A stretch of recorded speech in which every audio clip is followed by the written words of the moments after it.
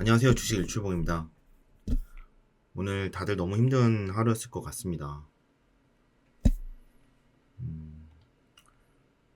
우리나라 지수가 코스닥이 11.3%, 일본 니케이도 13.47%, 코스피도 8.77%로 볼 수 없었던 강한 하락을 맞이했어요. 그래서 여러분들 갖고 있던 개별 종목이 지수가 11%면 개별 종목은 훨씬 더 큰 하락을 맞았을 거라고 생각이 됩니다. 제 핀업 채널에서 말씀드렸어요. 우리 같이 하는 거니까 힘내자고. 우리 평소에 저희가 항상 말씀드린 거 있죠. 꼭 현금으로만 하시고 대출 신용은 안 된다. 말씀 기억하시죠? 그 말대로 이행하셨던 분들이라면, 그리고 현금 보유를 충분히 해놓으셨던 분들이라면 지금이 오히려 기회일 수 있겠지만, 대부분이 저 또한 그런 시절이 있었고, 여러분 대부분 그런 장에 대응하지 못하고 이전에 갖고 있던 신용 미수라든지 그런 것들 정리하지 못한 채로 이 하락을 맞이하신 분들은 이로 말할 수 없는 상실감과 힘든 시간을 보내시고 계시라고 생각합니다. 저 또한 겪어본 사람으로서 어떻게 위로해야 될지 모르겠는데, 그래도 우리 죽지 않아요. 농담처럼 한 말이 아니에요. 나를 죽이려고 했던 고통은, 나를 죽이지 못한 고통은 나를 더 강하게 만들 뿐입니다. 혼자라고 생각하지 마시고, 우리 주식 단테사달이 함께 있고요. 핀업에 함께 있고, 그리고 제가 함께 할 테니까 여러분들 희망 놓지 마시고, 하락이 있으면 상승도 있는 법입니다.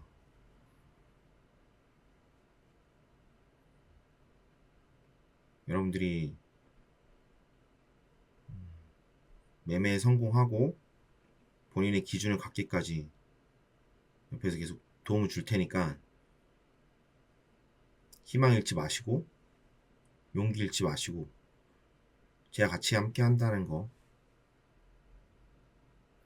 그래서 포기하지 말고 이럴 때일수록 더 마음을 굳건히 먹자라는 말씀을 드리고 싶습니다. 일단은 지수 한번 볼게요. 자, 뭐 차트를 보는 건 약간 무의미한 것 같고, 지수로 보면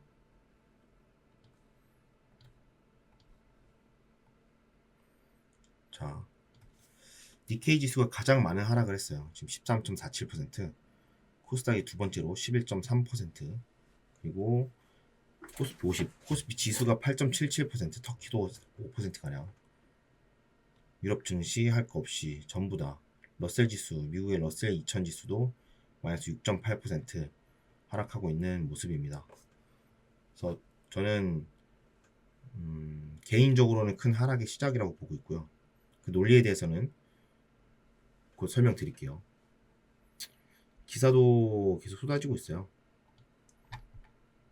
미 침체, AI 거품, 엔캐리, 아시아 증시가 도미노로 붕괴되고 있다 라는 말, 그리고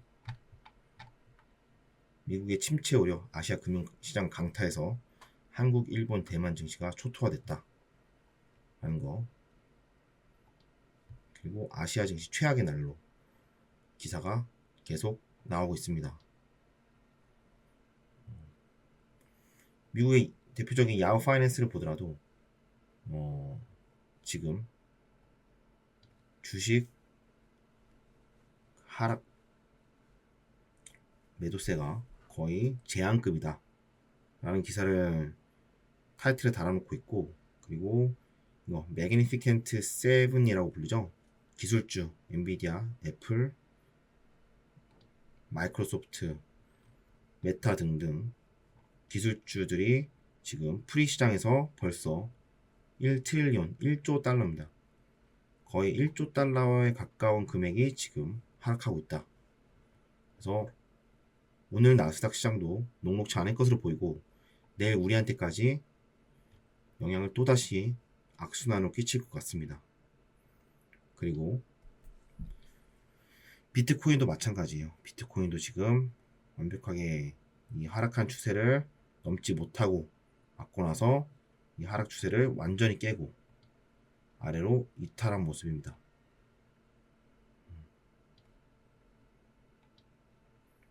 베스도 완벽히 오늘 이탈한 모습이고요. 다른 솔라나나 이더리움도 마찬가지죠. 대장 비트코인 10% 가까이 하락했기 때문에 다른 것들도 비슷한 상황, 더하면 더했지 덜하지 않는 상황이라고 보여집니다. 그리고 S&P 지수를 보더라도 지금 빨간색이 하락인데요. 기술주들 위주로 애플이 그나마 양봉으로 버텼지만 거의 보합색이고 나머지 기술주들 다 빨간색. 오늘 장이 시작되면 더 큰 하락이 있을 수도 있지 않을까 라는 걱정을 합니다. 여튼 근거에는 저는 이렇게 생각해요. 미국이 경제가 진작에 끝났어야 돼요. 진작에 끝났어야 했다. 근데 정치가 개입해서 그래서 이 문제를 만들었다고 봅니다. 진작에 연준이 금리를 5% 이상 올리면서 정부에서 발행하는 국채를 받아주지 않았어요. 자, 메커니즘이 어떻게 되냐면 이 정부가 국채를 발행하면 사기업인 연준이 그 국채를 매입하면서 현금을 정부에 줍니다. 그 돈으로 정부가 시중에 돈을 풉니다.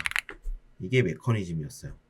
이렇게 해서 양적 완화를 해왔었는데 어느 순간 연준은 인플레이션을 잡기 위해서 물가 안정을 위해서 금리를 올리면서 더 이상 국채 매입을 해주지 않았고요. 정권을 재창출해야 되는 정부로서는 방법이 막혔기 때문에 연준이 아니라 미 재무부가 국채를 매입합니다. 미 재무부가 국채를 매입하면 똑같이 돈이 풀리는 현상은 같은데 민간 투자가 국채 매입으로 같이 빨려 들어가면서 시중에 투자되어야 될 돈이 돌지 못하는 현상이 발생. 이게 마지막 카드를 쓴 거죠. 여러 자료가 있지만 제가 일일이 가져오지 않았지만 이 자료를 보더라도 더 이상 코로나 때보다 더 많은 돈이 혹은 그에 비등하는 돈이 시중에 풀렸습니다. 그래서 지금 연준에서도 정부에서도 감당할 수 없을 만큼의 돈이 풀렸는데 일반 미국 국민들 소비가 미덕이라고 여긴 소비가 미덕인 미 국민들 돈이 풀리니까 어떻게 돼요? 자산 평가액이 높아집니다. 그럼 효과가 뭐예요? 내가 부자가 되는 것 같은 기분. 근데 여러분들 아시죠? 부자 안 되는 거 아시죠? 왜? 내 집이 10억이었는데 올라서 20억이 됐어요.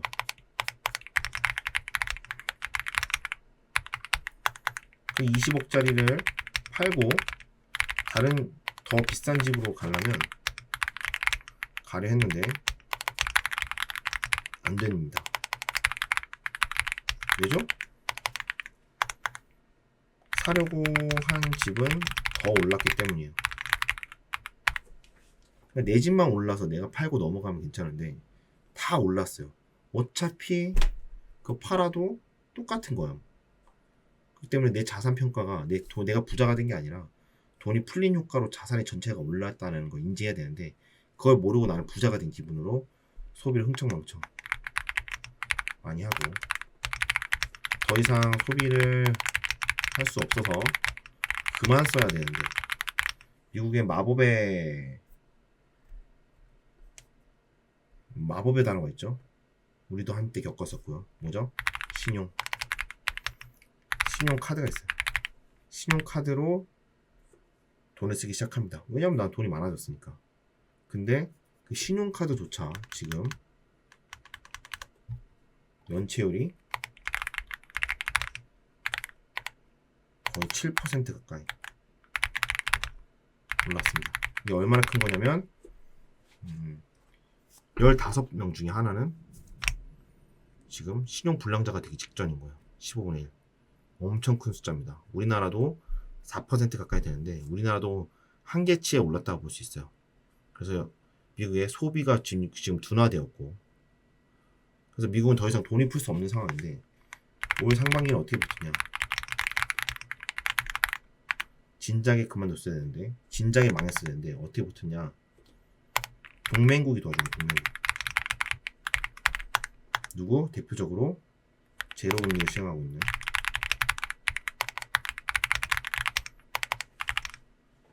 일본은행. 자, 제로금리니까 N캐리 트레이드라고 좀 들어봤죠? N캐리 트레이드. N을 움직여서 트레이드한다 이 말입니다. 뭐냐면 N은 금리가 제로예요. 금리 0.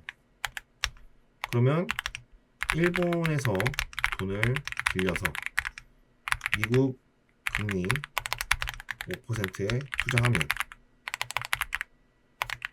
가만히 앉아서 5% 돈 버는 거죠. 그렇죠. 그래서 미국 국채 발행을 동맹국인, 특히 일본이 미국 국채를 받아줬던 겁니다. 그 힘으로 버텼던 거예요. 그래서 지금 최근에 몇 개월 전에 제니 옐런 미 재무부 장관이 일본을 방문했어요. 방문해서 뭐라고 했죠? 한마디로 금리 올리지 마입니다. 언제까지? 다음 선거까지. 대통령. 근데 일본도 살아야죠.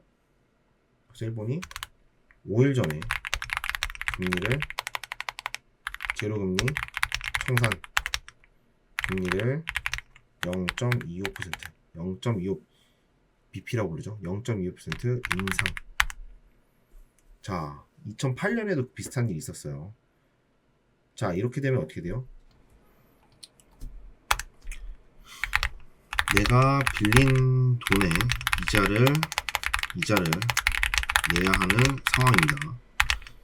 N을 빌려서 투자한 사람들, 아니면 주체, 뭐 조직일 수도 있겠죠.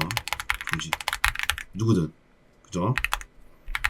그리고 제로 금리 때 빌린 돈에 이자가 붙어서 갚아야 하는 돈도 늘어나는데,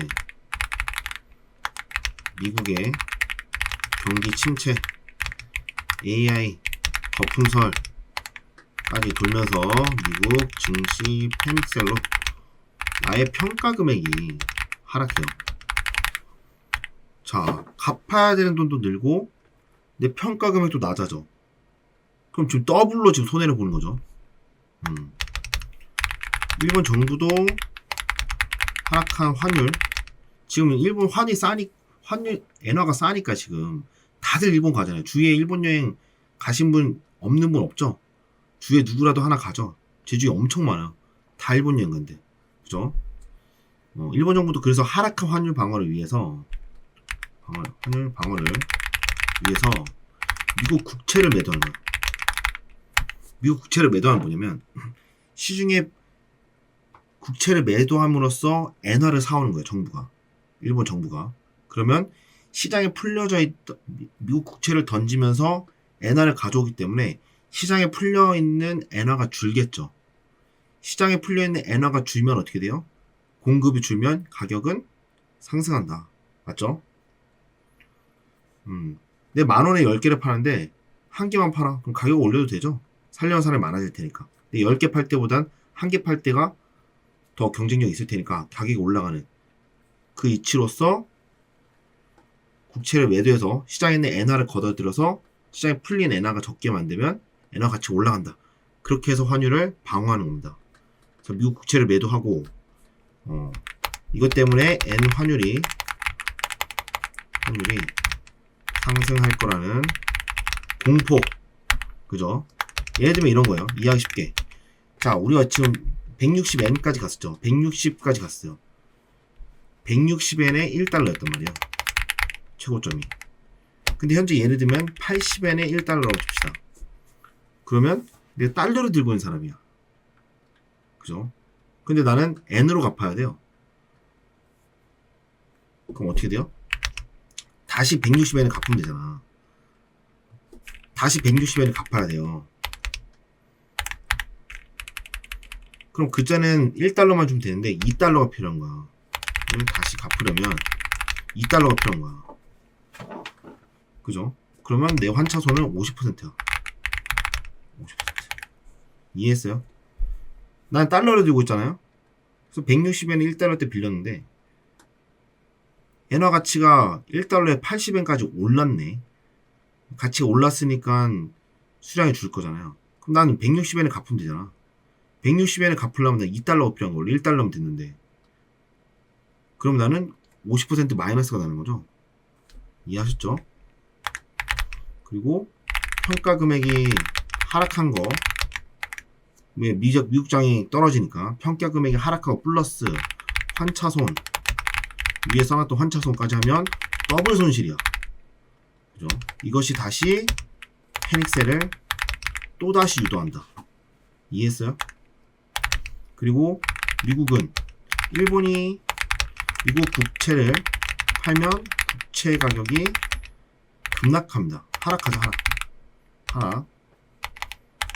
왠지 아세요? 자, 뭐 시장에다가 던지면 우리 어떻게 돼? 많이 팔아서 다 팔고 사려는 사람 없으면 하한가 가잖아요. 그럼 가격 떨어지잖아. 그 원리요. 일본이 갖고 있던 국채를 팔면서 엔화를 사오기 때문에 미국 국채를 시장에 던지잖아요. 던지면 하한가야. 그 급락하는 거예요. 근데 이 국채라는 것은 만기에 줘야 될 이자가 정해져 있어요. 그죠? 그래서 내가 10년짜리 국채를 10,000원에 팔아. 그래서 10년 뒤에 10% 이자를 줄게. 그러면 11,000원으로 10년 뒤에 받는 건데 끝이 정해져 있고 이 가격이 정해져 있잖아요. 그럼 중간에 사고 파는 사람들은 어떻게 되냐? 국채 금리가 국채 가격이 떨어지면 그만큼 이자가 늘어나는 거고, 자 이렇게 이자가 늘어나는 거고, 국채 가격이 올라가면 이자가 줄어들고, 끝이 정해져 있기 때문에 국채 가격은 이자와 국채 가격에 반비례한다.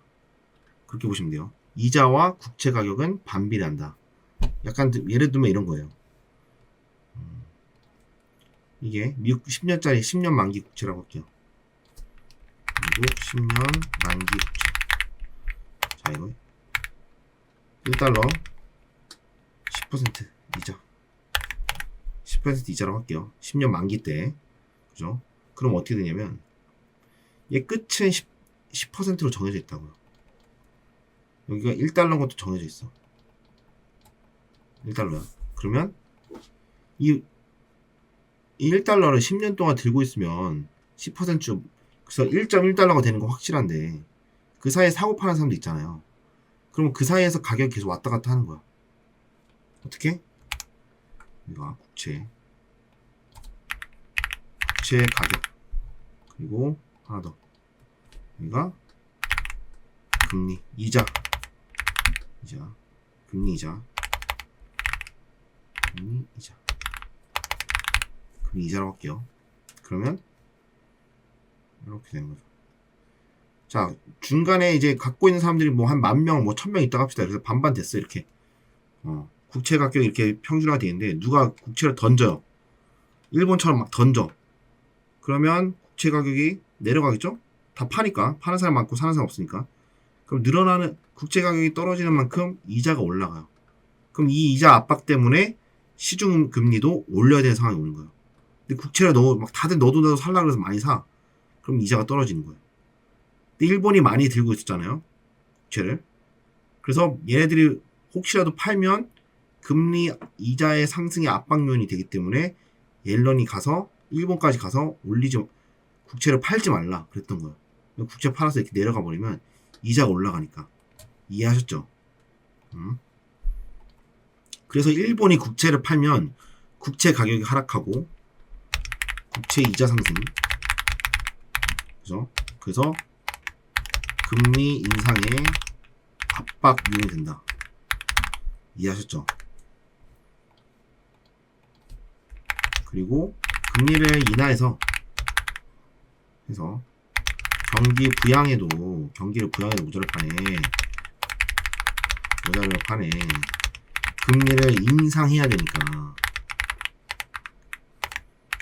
어떻게 됐어요? 왜냐면 경제 정책보다는 그 나라의 페드의 정책은 경제 성장보다는 물가 안정이 우선이기 때문에 금리가 막 인상 안 하고 냅두면 경기는 성장하는데 물가 인플레이션 막 치면 난리 나겠죠. 그게 물가 안정이 더 우선이에요. 페드는 항상 경제 성장보다. 둘 다 같이 하면 좋겠지만 둘 다 한꺼번에 할 수 없다면 경제 성장은 버리더라도 물가 안정을 택하기 때문에 금리를 인상할 수밖에 없습니다. 이렇게 그러면 뭐 더 금리 인상하니까 시중에 풀어져 있는 돈은 줄어들고 더 하락하는 거죠. 하락을 유도하는 거예요. 그럼 전 세계로 하락 빔이 전파. 이게 어떻게 되는 거야? 엔캐리 트레이드라는 돈이 회수되면서 일본으로 회수되면서 더하기 미국 AI 단기적으로 거품인 게 드러나기 시작하면서 패닉셀 온다. 이런 메커니즘으로 저는 하락이 계속 진행된다라고 저는 생각을 합니다. 그 안에서 엔캐리 트레이드 자금은 우리나라도 있을 거고 다들 자금을 걷어가기 때문에 우리도 하락이 계속 이어진다. 그리고 뭐 아시다시피 나스닥 매일 신고가 쳤어요. S&P도 그죠? 상승하는 기대보다는 하락하는 기대를 하는 게 하락을 기대한다기보다 하락을 보는 게 차트상으로도 맞다. 그죠? 달러와 엔의 차트입니다. 이번에 이렇게 내려온 게 보이시죠? 국채를 매도하면서 내려온 거는 엔화의 가치가 커지는 거예요.